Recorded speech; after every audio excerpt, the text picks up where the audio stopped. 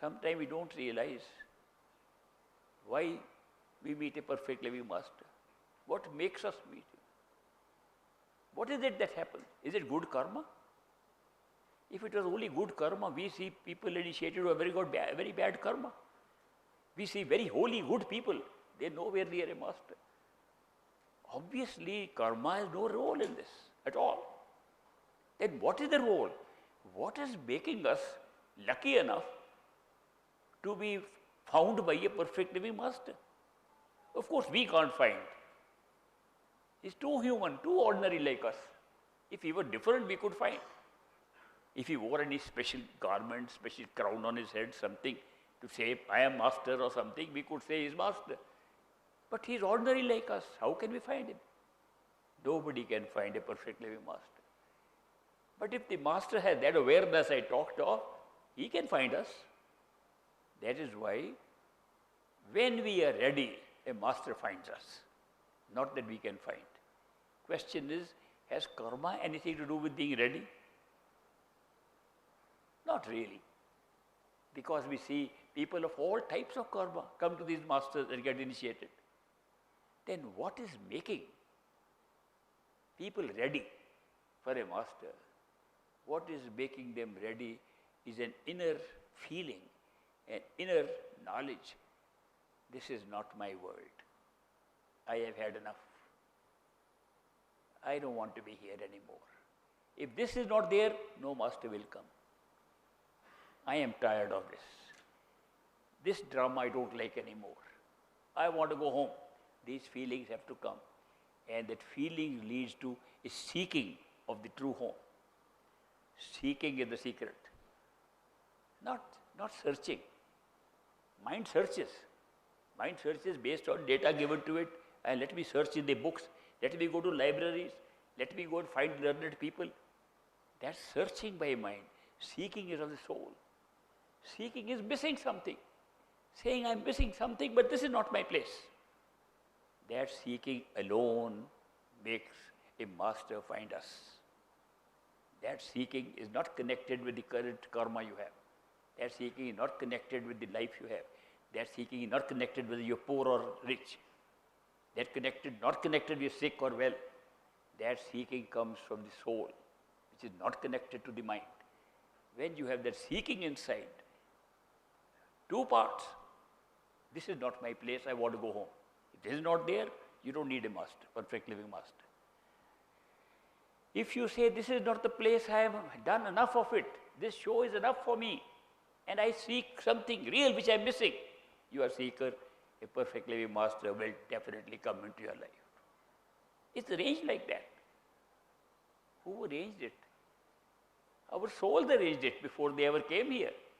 Our souls made the arrangement that when we are tired of these experiences with bodies and minds and all, when we want to go home, there should be some method which should be available to us to go back home.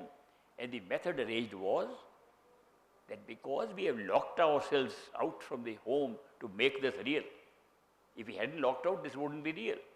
To experience the reality in different levels, we locked ourselves out, and in the reality we are experiencing, there should be some means to go back. It's our pre-arranged means to be found by a Sant Sadguru when we are ready to go home. It's our own arrangement. Nobody else is arranging it. It's our own seeking from the highest level that created this special feeling in us. We want to go back home. When that comes, Master appears. He does not judge our karma. He knows karma is a trap. He does not judge we good or bad. He knows we have to be good and bad so long as we have a mind. The mind will create good and bad no matter what. The mind makes choices. When it makes choices, it divides actions, divides choices into good and bad. And itself creates the karma. This is good and is rewarded. If this is bad, is punished. The whole karma pattern is lying on the mind. Soul has no karma whatsoever. Never had, never will. We are just, then why are we suffering? If the soul has no karma and our reality is soul, why are we suffering?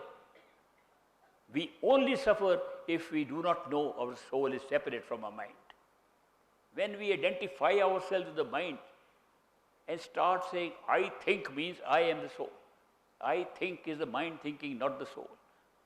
When we make that mistake, which we have made for millions of years, to completely identify ourselves with the mind, so much so that the mind which is given to us to use, wonderful machine, beautiful gift given to us by which we can think, by which we can understand, by which all senses make sense.